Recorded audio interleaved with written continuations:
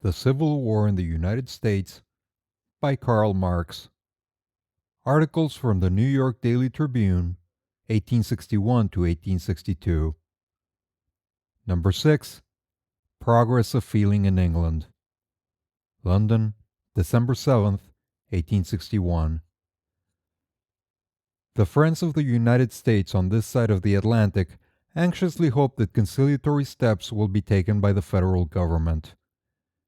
They do so not from a concurrence in the frantic crowing of the British press over a war incident, which, according to the English Crown lawyers themselves, resolves itself into a mere error of procedure, and may be summed up in the words that there has been a breach of international law, because Captain Wilkes, instead of taking the Trent, her cargo, her passengers, and the commissioners, did only take the commissioners. Nor springs the anxiety of the well-wishers of the great republic from an apprehension lest, in the long run, it should not be able to cope with England, although backed by the Civil War. And least of all, do they expect the United States to abdicate, even for a moment, and in a dark hour of trial, the proud position held by them in the Council of Nations. The motives that prompt them are of quite a different nature. In the first instance, the business next in hand for the United States is to crush the rebellion and to restore the Union. The wish uppermost in the minds of the slavocracy and their northern tools was always to plunge the United States into a war with England. The first step of England as soon as hostilities broke out would be to recognize the Southern Confederacy, and the second to terminate the blockade. Secondly, no general, if not forced, will accept battle at the time and under the conditions chosen by his enemy. A war with America, says The Economist, a paper deeply in Palmerston's confidence, must always be one of the most lamentable incidents in the history of England, but if it is to happen, the present is certainly the period at which it will do us the minimum of harm, and the only moment in our joint annals at which it would confer on us an incidental and partial compensation.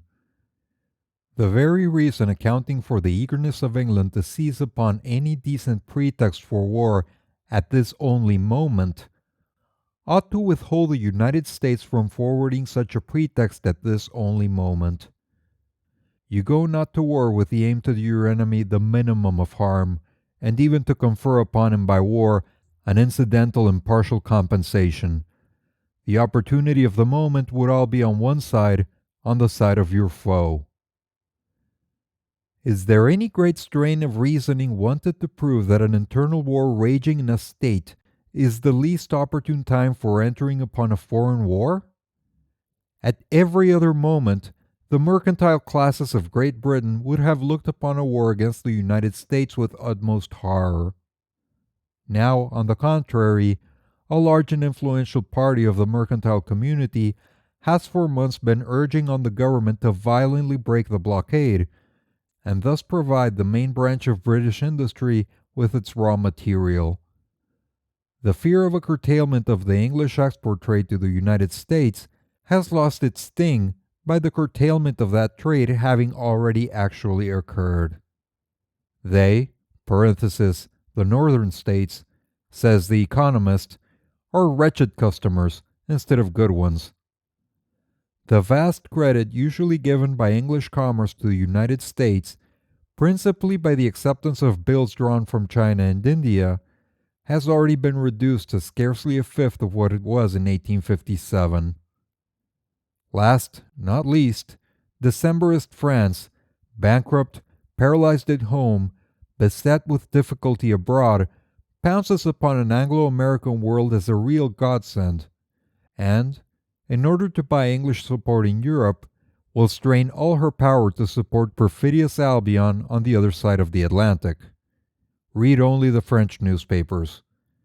The pitch of indignation to which they have wrought themselves in their tender care for the honor of England, their fierce diatribes as to the necessity on the part of England to revenge the outrage on the Union Jack, their vile denunciations of everything American would be truly appalling if they were not ridiculous and disgusting at the same time.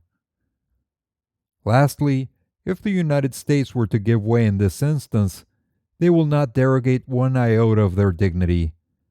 England has reduced her complaint to a mere error of procedure, a technical blunder of which she has made herself systemically guilty in all her maritime wars, but against which the United States have never ceased to protest, and which President Madison, in his message inaugurating the War of 1812, expatiated as one of the most shocking breaches of international law.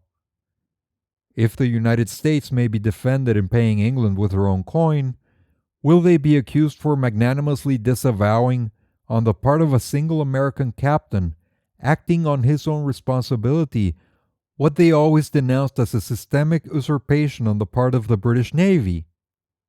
In point of fact, the gain of such a procedure would be all on the American side.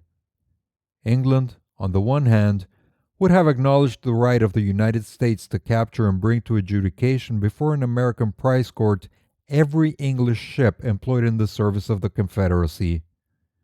On the other hand, she would, once and for all, before the eyes of the whole world, have practically resigned the claim which she was not brought to desist from either in the Peace of Ghent in 1814 or the transactions carried on between Lord Ashburton and Secretary Webster in 1842.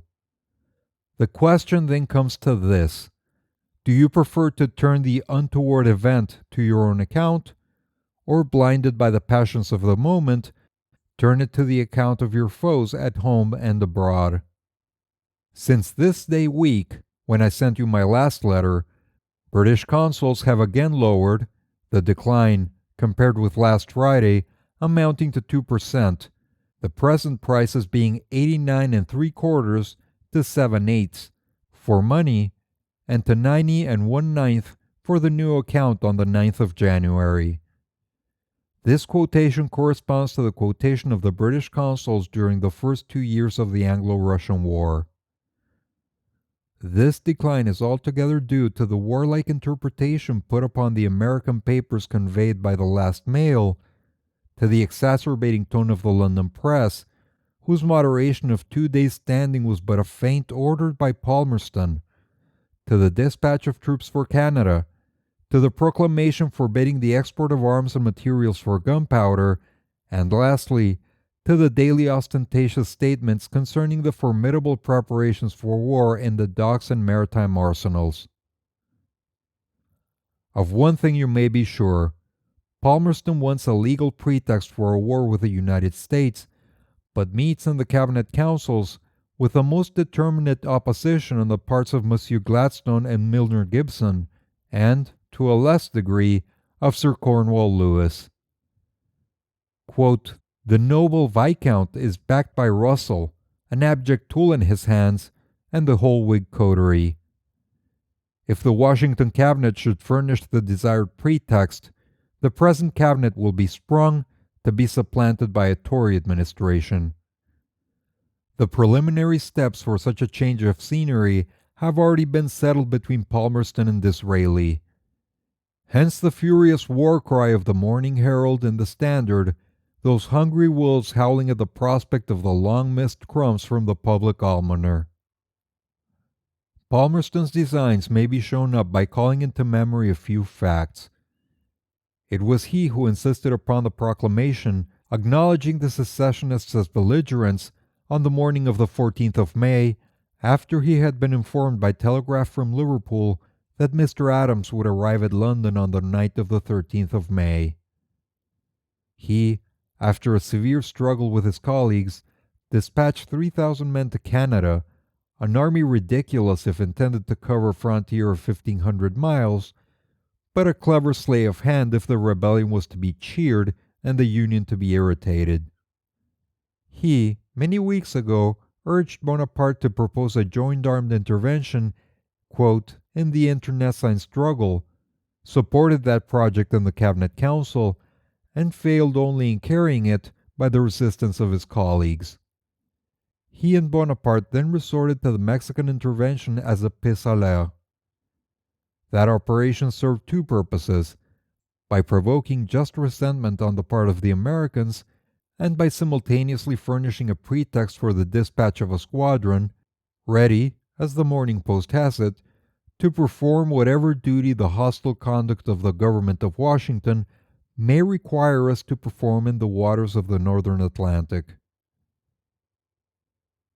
At a time when that expedition was started, the Morning Post, together with the Times and the smaller fry of Palmerston's press slaves, said that it was a very fine thing, and a philanthropic thing into the bargain, because it would expose the slaveholding Confederacy to two fires, the anti-slavery North and the anti-slavery force of England and France.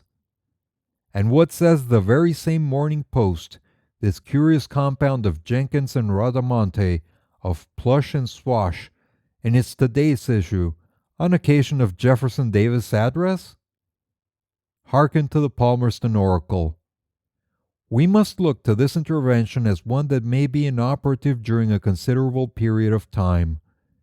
And while the Northern government is too distant to admit of its attitude entering materially into this question, the Southern Confederacy, on the other hand, stretches for a great distance along the frontier of Mexico, so as to render its friendly disposition to the authors of the insurrection of no slight consequence.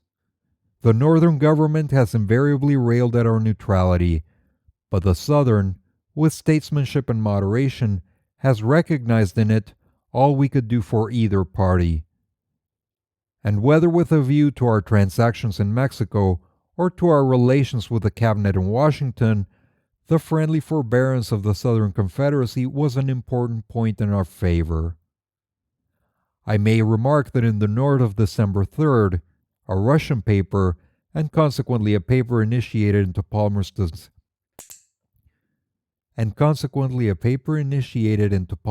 designs, insinuates that the Mexican expedition was from the first set on foot, not for its ostensible purpose, but for a war against the United States.